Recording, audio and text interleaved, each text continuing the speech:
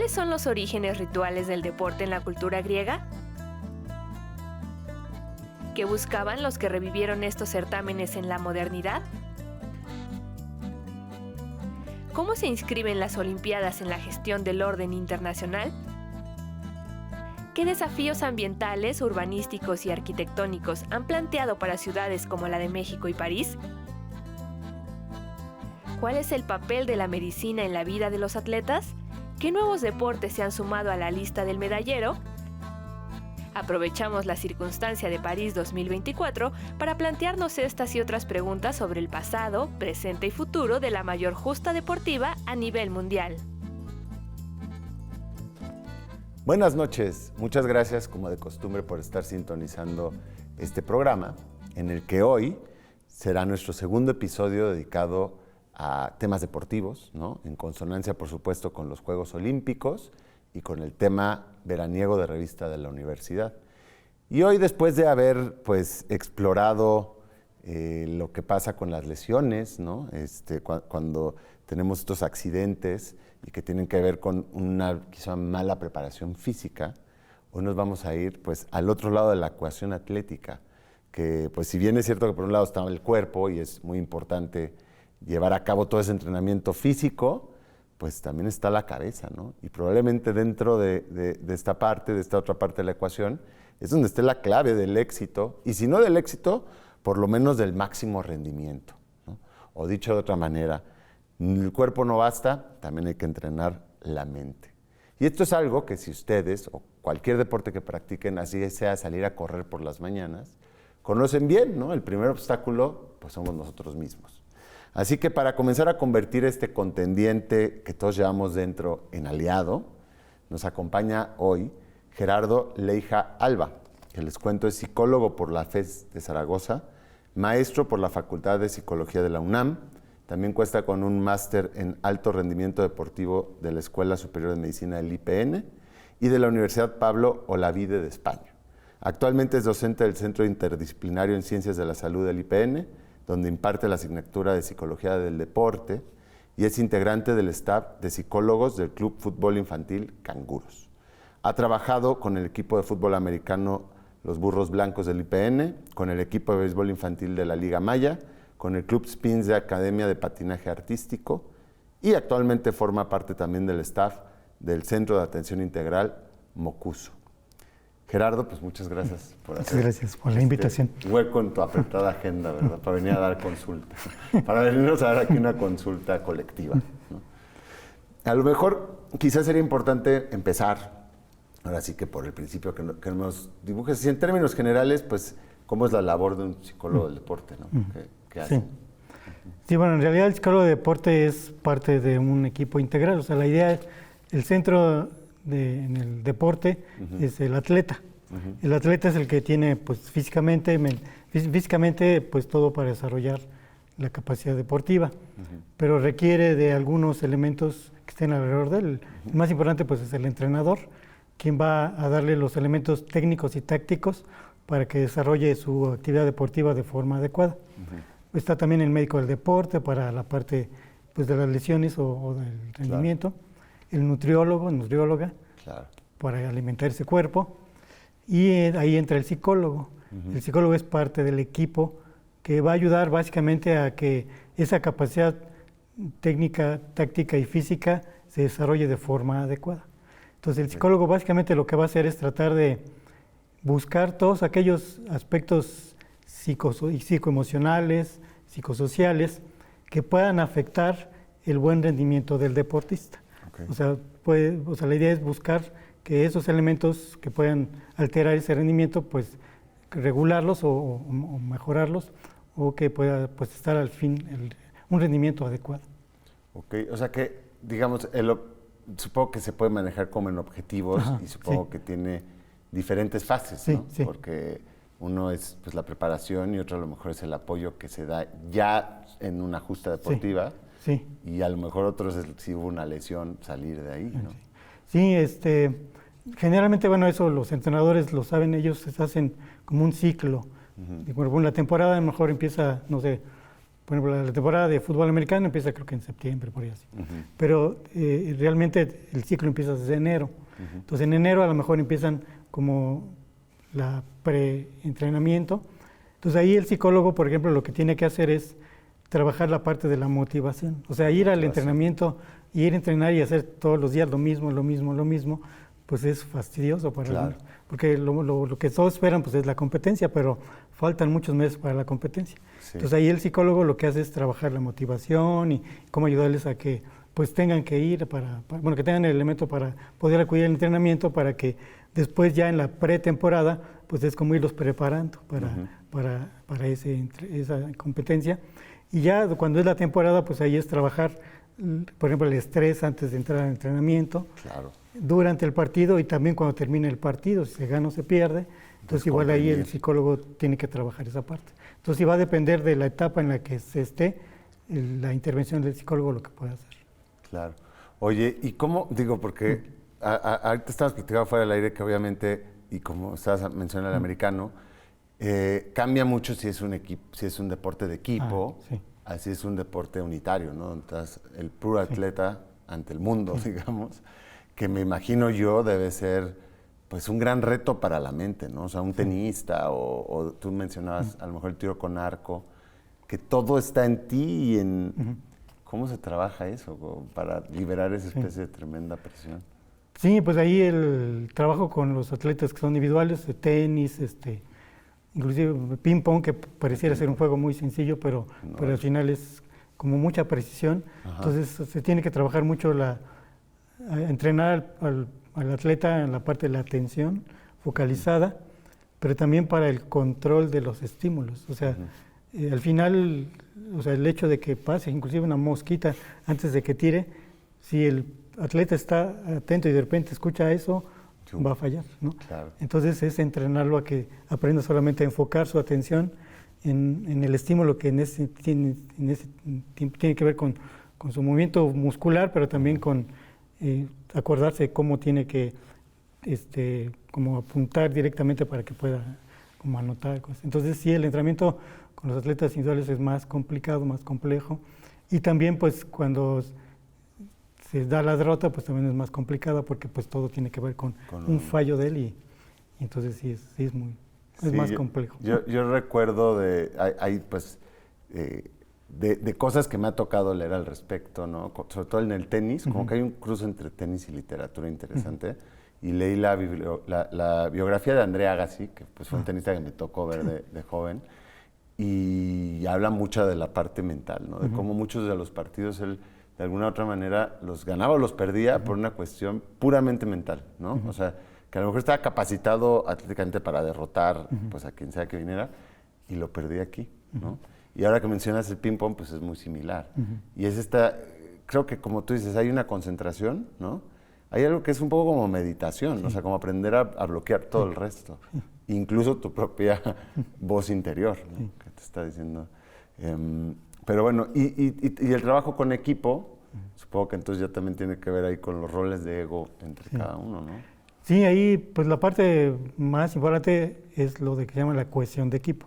La cohesión de equipo tiene 3 aspectos. El primero es pues sentirme parte del equipo, del grupo. La segunda es la capacidad de poder interactuar con todos y darme cuenta de que lo que yo haga va a afectar a todo el equipo, cosas buenas o cosas malas, y entonces tomar responsabilidad. Y la otra pues es la parte de asumir como individuo, parte del grupo, pero individuo, pues como que a veces no voy a sobresalir tanto, pero puedo apoyar, ¿no? Esa parte es la más complicada a veces en los deportes de equipo. Claro, que siempre hay que estar. Hay un documental muy bueno que les puedo recomendar, que es de la historia de la rivalidad de los equipos soviéticos en ese momento de hockey, no sé si te suene. Son los soviéticos y los de Estados Unidos, y cómo los soviéticos ganaban siempre por una cuestión de eso, como que tienen totalmente, pues eran comunistas, ¿no? El paradigma, y de verdad son equipos invencibles. Y luego se traen a varias de esas estrellas en la Guerra Fría, digamos, y cómo en Estados Unidos les cuesta muchísimo trabajo integrarse al equipo porque pues ahí es otro paradigma, ¿no? Es como el de las estrellas. Entonces, bueno, eso es muy interesante, ¿cómo no? Pues mira, nos está empezando a ir el tiempo del primer bloque. A lo mejor podríamos volver hablando de los diferentes niveles, ¿no? Porque no todo es alto rendimiento, vaya, ¿no? Sí, no. O sea, hay equipos, digamos, profesionales o el alto rendimiento deportivo, pero también hay apoyo psicológico pues, para las ligas infantiles, que es importantísimo, ¿no? Sí. Me imagino yo todo un reto, creo yo. Así que yo les invito a que no le cambien.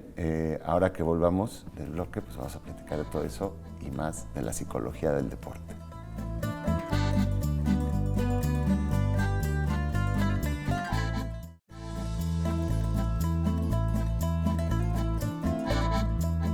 Qué bueno que no le cambiaron, por si acaban de llegar, pues les damos la bienvenida. Estamos hablando de psicología del deporte, aquí con Gerardo Leija, y nos quedamos un poco en el aire de empezar a ver pues esto de la psicología del deporte, que claro, no solo estamos hablando de alto rendimiento, no solo estamos hablando de equipos profesionales, sino que hay esto en todos los niveles puede aplicar, ¿no? Sí. Y tú me estabas comentando que además laboras en otros ámbitos. Si quieres, recuperemos eso. Sí, yo también trabajo en cuestiones de lo que se llama psicología de la salud, que básicamente es un área de la psicología también que se enfoca con personas que tienen alguna enfermedad, pero que obviamente pues eso genera también algunas alteraciones psicológicas. Específicamente he estado en grupos con personas, con médicos, nutriólogos que trabajan la parte de la obesidad. Entonces, una de las cosas que nosotros hacemos como psicólogos es enseñar a las personas a tener mejores hábitos, adquirir nuevos hábitos para regular la parte de la obesidad. Y uno de ellos es la actividad física. La actividad física implica moverse. Entonces, bueno, la gente que no está acostumbrada a moverse, a salir a caminar, porque bueno, recomiendan eso de salir a caminar tantos minutos, en fin. La gente que no está acostumbrada a eso y que le pidan que haga eso es algo a veces muy complicado. Claro. Entonces nosotros como psicólogos del deporte lo que hacemos es buscar estrategias psicológicas para motivar a las personas a que poco a poquito vayan como empezando a adquirir esa actividad. Puede ser que sentados empiecen a hacer ejercicio, entonces hay estrategias en las cuales si haces eso, entonces pues puede haber una recompensa, es decir, como estrategias para que la persona vaya como motivándose a empezar a hacer actividad física, y ya después a lo mejor puede entrar ya con un entrenador para que le enseñe algunos ejercicios ya más complejos y ayudarle a que se mantenga. O sea, ahí el gran problema de ese tipo de problemas es que eso lo tiene que hacer de por vida. Entonces el mantenimiento es la parte en la que entramos nosotros para ayudarle a que pues, sea algo ya como de por vida. Sí. Supongo que porque me estaba haciendo un poco ecos con salir de alguna lesión, ¿no? Y también es mucho con la motivación. Y a lo mejor es esta cuestión de ir por metas, ¿no? O sea, así, fijando. Ok. Oye, y ya dentro de como la importancia del psicólogo del deporte en el rendimiento, o sea, ¿hay una diferencia de tener o no tener? Sí, por ejemplo, bueno, voy a hablar un poquito de la experiencia que tuve, sobre todo con niños. O sea, los niños es muy importante que practiquen una actividad, o sea, actividad física. O sea, lo que pasa es que hay algo que se llama actividad física, ejercicio y deporte. Entonces, actividad física pues es moverse, ¿no? Ejercicio es hacer actividad física pero en una rutina, en un horario específico. Y deporte ya es hacer actividad física pero ya con reglas o en un lugar ya es concreto, ¿no? Entonces, bueno, los niños empiezan con actividad física pero después se pueden ir metiendo al deporte infantil, que es algo muy bueno porque les ayuda pues la parte física, desarrollo físico, pero también la parte de los valores y seguir reglas, ¿no?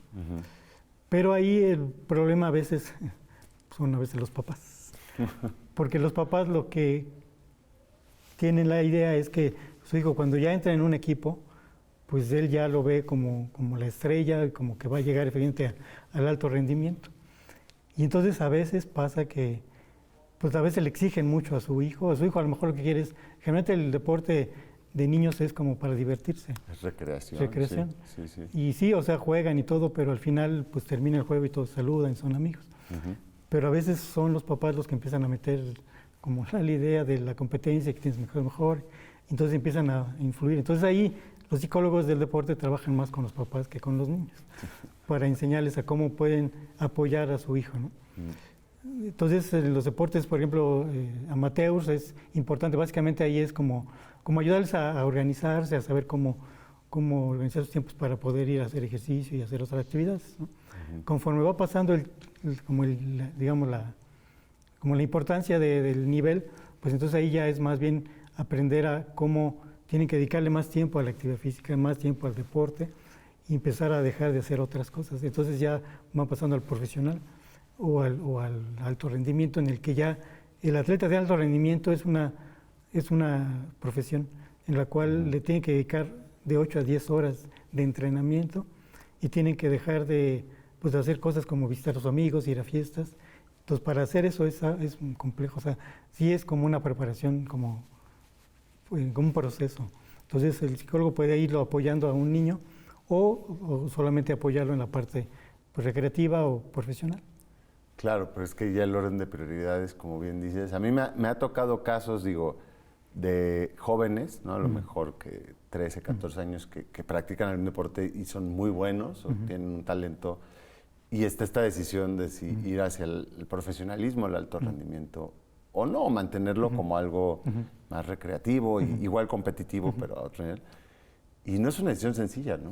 Hay mucho en juego, porque es un estilo de vida, de alguna manera, que a veces conlleva, pues, que acaba bastante joven, ¿no? Hay muchos deportes que su vida útil y acabas a los 30 y estás perdido, ¿no? No sé. Sí. Sí, entonces esa parte sí es la parte que el psicólogo puede ayudar como orientándola. Y, bueno, si es joven, al joven y a la familia, para saber, si toman esa decisión, saber cómo hacerlo, ¿no? Y si ya deciden entrar al alto rendimiento, pues ahí ya sí es enfocado la psicología del deporte a trabajar la parte del entrenamiento mental, a mejorar cada vez su capacidad mental para que su rendimiento físico pues sea cada vez mejor. Sí, además que van teniendo cada vez más retos, yo creo, porque con todo el asunto de redes sociales, creo que se abre una nueva dimensión para los atletas, que es pues los troleos, ¿no? O sea, las críticas y las burlas. Y a lo mejor antes eso existía de alguna manera, pero pues no te enterabas como atleta. Pero ahora me imagino un joven de 16 años que está en esto, pues no puede evitar cruzarse con todos esos, a veces, detractores injustificados completamente. Sí, de hecho, bueno, hay el caso de una atleta mexicana, es un jugador que se llama Alexa, que ella, pues ella no tiene como el cuerpo que se supone tienen las atletas que lo tienen delgado. Ella, pues, la noción imperante, ¿no? Porque en realidad, pues, cuerpos habrá de muchos tipos, pero...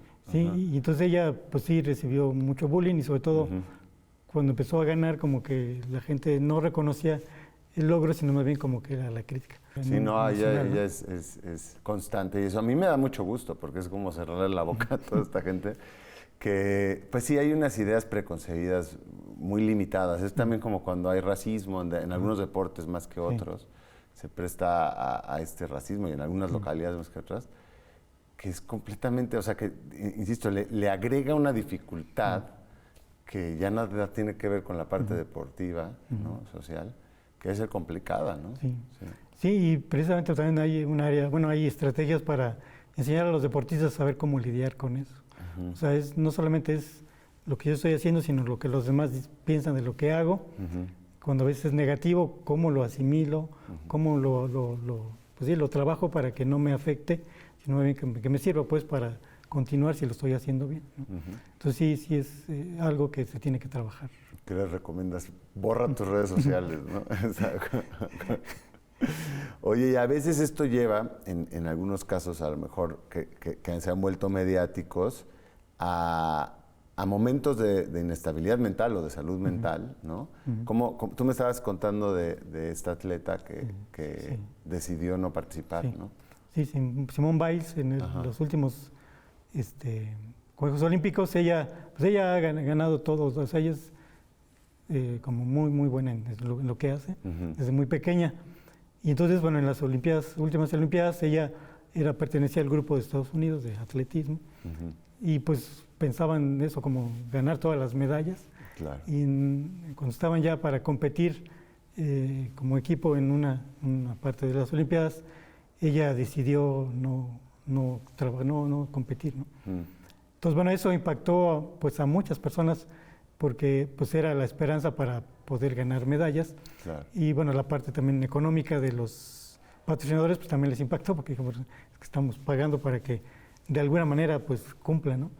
Pero ella decidió no participar porque ella sentía que mentalmente no estaba bien preparada, tenía mucha presión y ella lo aceptó, ella se dio cuenta, lo aceptó y se dio cuenta que era difícil manejarlo en ese momento y pensó que era mejor porque, pues bueno, de inicio podía a lo mejor afectar al equipo, pero también afectarse a ella misma, podía tener una lesión o podía tener como algo grave y decidió no hacerlo. Entonces eso fue algo que no se había hecho nunca y en muchos lugares se empezó a hablar acerca de la importancia de hacerle caso o de estar atento a la salud mental y de efectivamente decir en este momento no puedo pues, y tener como los elementos y ya después, bueno, a lo mejor ella después después siguió compitiendo y salió adelante. Pero lo que ella hizo creo que fue algo muy, muy valioso para pues, poner ahora sí que en el panorama la importancia de la salud mental y de cuidarse.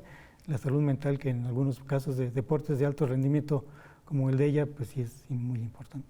Claro, y lo decías tú al principio, que a veces podría olvidarse porque ya hay tantos intereses en juego, pero pues la parte central es la persona, es el atleta, ¿no? La atleta. Y debería estar, sí, en todo su derecho a decir, yo ahorita no puedo, ¿no? O sea, y además tienen cosas por fuera del mundo deportivo también, como todas las personas, desamores, ¿no? Duelos, que a veces a lo mejor les exigimos, ¿no? En esta presión, casi que ser como superhumanos, ¿no? Blindados de todo lo demás, pero pues si se te murió tu mascota o algún familiar, pues evidentemente no vas a estar en un mismo lugar mental, ¿no? Y como dices, no lo había pensado yo, pero está en riesgo pues tu propia carrera deportiva, porque si tienes una lesión fea, ¿no? Por no estar concentrada. Bueno, y a partir de Simón, ¿ha habido más casos así que tú hayas registrado en alguna justa así deportiva que alguien diga, yo no voy a competir ahorita porque no estoy en ese momento? Pues no, bueno, como el de ella no, pero sí ha habido, bueno, después de lo que ella hizo, hubo muchos, pues muchos atletas que ya dejaron de competir, que platicaron de situaciones en las que ellos vivieron eso mismo, pero que no se atrevieron, ¿no? Sí. Y que sí sienten que hubiera sido como bueno, pues, para su carrera, o sea, para no, a lo mejor, sentir esa presión tan fuerte y poder, pues, desarrollarse de manera adecuada. Claro, y me imagino la depresión también de haber, ¿no? De todo tipo. Pero pues sí, se nos está yendo el tiempo, Gerardo. ¿Algún consejo que les quieras dar a futuros atletas? Pues bueno, en general que creo que sí es importante que puedan como estar como revisando la parte mental, ¿no?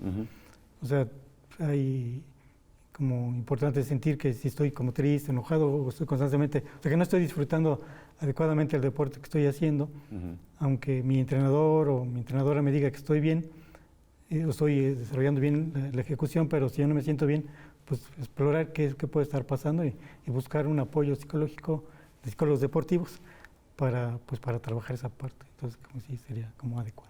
Muy de acuerdo. Pues ahí está, estamos llegando al final, se nos está yendo el tiempo como siempre más rápido de lo que nos gustaría. Muchas gracias por sintonizar y nos vemos en esta misma hora la próxima semana en este mismo canal para un tema más con respecto al deporte y las Olimpiadas.